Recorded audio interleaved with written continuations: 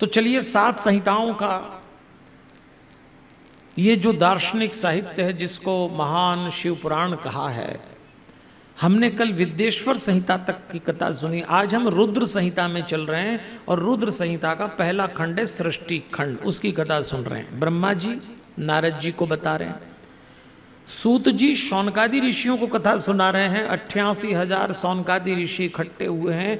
नैमिषारण्य में सूत जी से प्रश्न पूछते हैं, वो उत्तर दे रहे हैं। और अब कथा आती है विष्णु जी कैसे प्रकट हुए। आनंद वन में शिवाशिव के मन में सृष्टि का संचालन करने के लिए किसी दूसरे पुरुष की कल्पना हुई।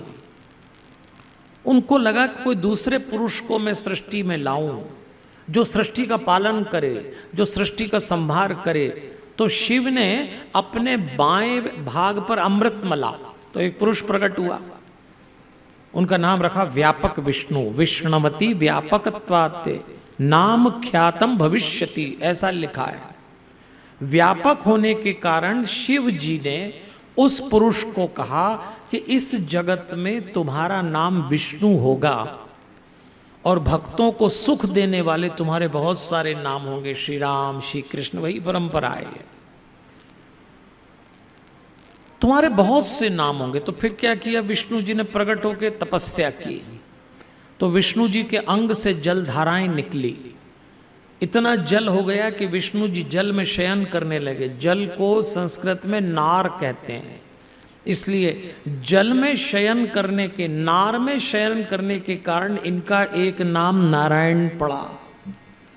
उस समय संसार में नारायण के अलावा कोई प्राकृत वस्तु नहीं थी, सिर्फ संसार में नारायण ही हुआ करते थे। तब नारायण ने देखा, तब पुरुष विष्णु जी के ध्यान मार्ग में, जो विष्णु जी अपने ही इस संसार को देख रहे हैं जल में डूबे हुए, तो प्रसन्नता से विस्मय को प्राप्त हुए। जरा शब्द सुनिए, विष्णु जी ने सब देखा कि ये क्या है, तो प्रसन्नता से विस्मय को प्राप्त हुए। तत्सम पुरुषो विष्णु प्रबोधो ध्यान मर्गतो सुप्रीतो, प्रसन्नता से। अब देखिए सृष्टि का निर्माण हो रहा है। आज ध्यान देना, ये जो दुनिया में हम रहते हैं ये बनी कैसे, आज पता लगेगा शिव पुराण से। कई बार बच्चे हमसे भी पूछते हैं कि दुनिया किसने बनाई, सबसे पहले कौन था, क्या चक्कर है। तो ये चक्कर चालू हो गया, जरा चक्कर ध्यान से सुनना। विष्णु जी आ गए, उन्होंने प्रसन्नता से विस्मयता से देखा ये सब क्या है। ये शब्द सुनना, प्रसन्नता से। अब सृष्टि का निर्माण हो रहा है तो विष्णु जी ने प्रसन्नता से देखा। प्रसन्नता का मतलब भगवान एक बात कहते हैं, अब मैं दुनिया बनाने जा रहा हूं तो मैंने दुनिया बनाने का पहला काम प्रसन्नता से शुरू किया।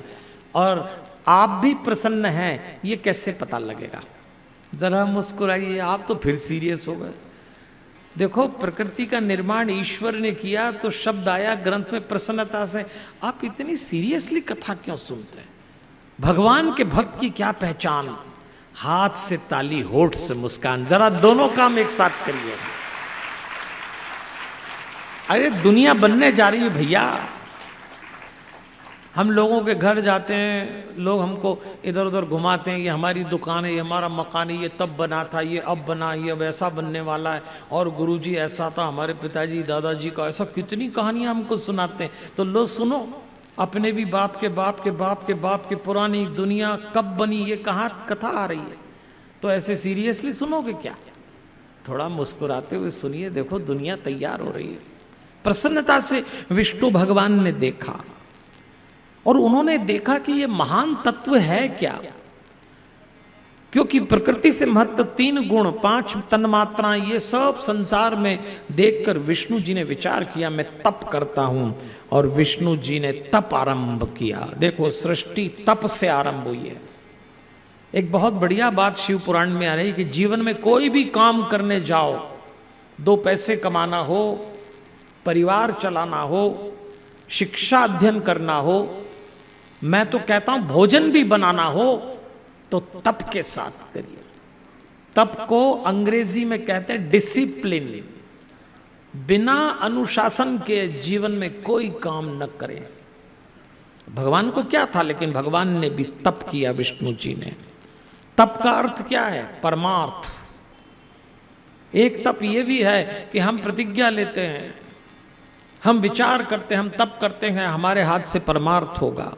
अपने घरों में तप का अर्थ है अपने घर में जितने मेंबर हैं उनकी जो इच्छाएं हैं, उनकी जो वृत्ति है, उसकी जानकारी और उसको पूरा करें। आज परिवारों में भी स्वार्थ की वृत्ति बढ़ गई है, परिवारों से तप चला गया तो सब अपनी अपनी सोचने लगे, मेरा हो जाए, मेरा हो जाए। आपके परिवार में जितने सदस्य हैं सबको समान अवसर प्रदान करिए। अपने परिवारों में जो निर्णय आप आज लेते हैं वो एक बीज है, आज आप जो बोएंगे वो बीज कल उगेगा।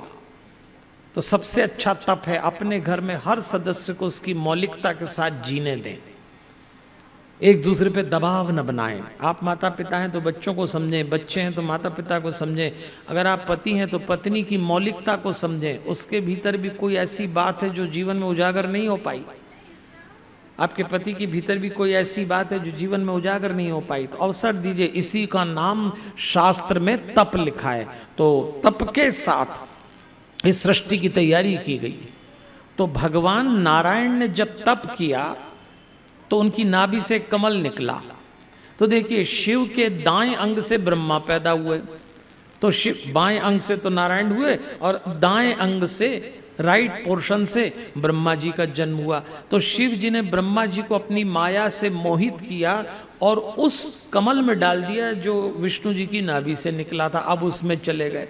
अब ब्रह्मा जी अपने बेटे नारद को सुना रहे हैं शिव पुराण, शिव कथा। तो वो कह रहे हैं नारद मेरे 4 मुख हुए, मैंने कमल को ही अपना पिता मान लिया। फिर मैं विचार करने लगा मुझे किसने उत्पन्न किया, कौन है जिसने मुझे इसमें डाला है। तो मैं शोध करने लगा तो उस कमल की नाल में मैं नीचे उतरा तो मैं मोहित हो गया।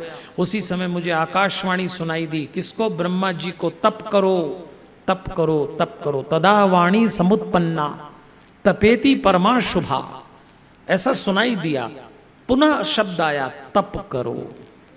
मुझे जैसे ही आकाशवाणी सुनाई दी, उस आकाशवाणी ने कहा कि तुम तप करो तो मोह नाश होगा तुम्हारा। 12 वर्ष मैंने तप किया, तब विष्णु जी प्रकट हुए।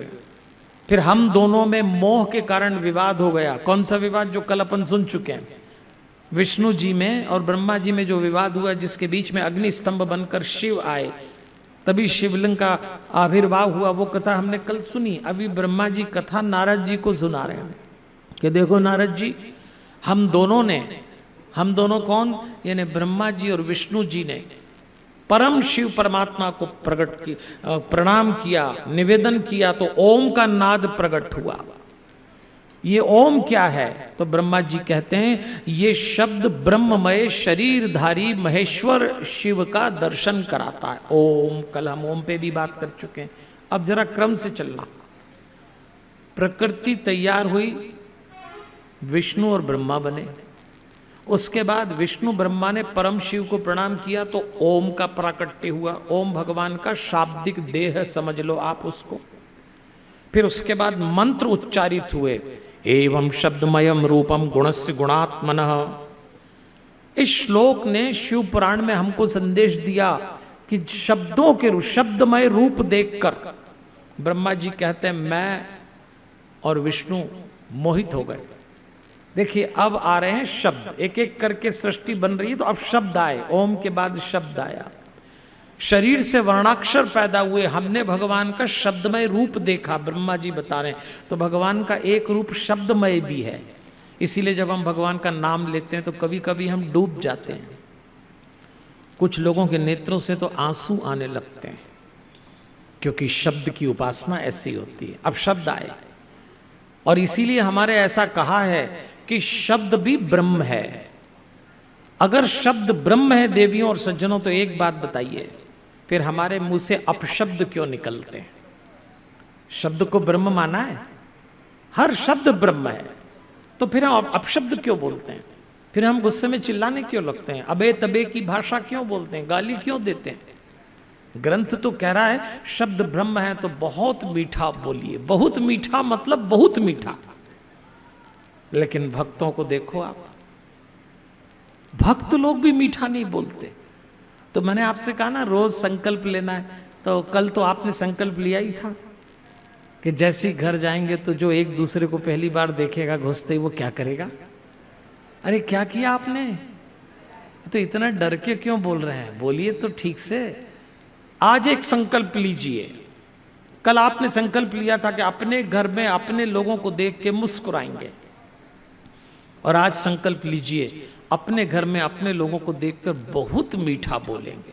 आज से इतना मीठा बोलिए, इतना मीठा। आज अपने घर जाए ना तो इतना मीठा बोलना। अगर आप पत्नी हैं तो घर जाते ही अपने पति को देख के इतना मीठा बोलना, आइए बैठिए। अगर आप पति हैं तो आज अपनी पत्नी को देख के बोलना, सुनिए। अभी तो इतना जोर चिल्लाते, अरे सुनो, अरे बेरे हो गए क्या। अपने घर में अपने लोगों से मीठा नहीं बोलते। और ये तो ग्रंथ कह रहा है, भगवान का शब्दमय रूप है। तो अगर हाँ ताली बजा लीजिए, इसमें क्या दिक्कत है भाई, मैं मन से नहीं बोल रहा हूं। शिव पुराण ग्रंथ ने ईश्वर को शब्दमय माना, तो फिर हमें यह अधिकार बिल्कुल नहीं है कि हम एक भी शब्द अपशब्द बोलें। मीठा बोलिए, खूब मीठा बोलिए। और बोल सकते हैं अपने से बड़ा, अब किसी के मन में हमारा कोई लालच हो, हमसे कोई बड़ा व्यक्ति मिले तो हम कितना मीठा बोलते हैं, तो बोल सकते हैं। अपने लोगों से खूब मीठा बोलिए, क्योंकि शब्द में ब्रह्म है। देखो, बातचीत के जितने स्तर होते हैं मनुष्य करते करते ही भूल जाता है। बातचीत के 5 स्तर होते हैं। पहला, आपने कहा और दूसरे ने सुना, ये पहला स्तर होता है बातचीत का, कि आपने बोल दिया, सामने वाले ने सुन लिया। हमारे भारत में एक और स्तर है, बड़ा प्यारा स्तर है बातचीत का, उसमें कहा सुनी नहीं होती, उसको कहते हैं बड़बड़ाना।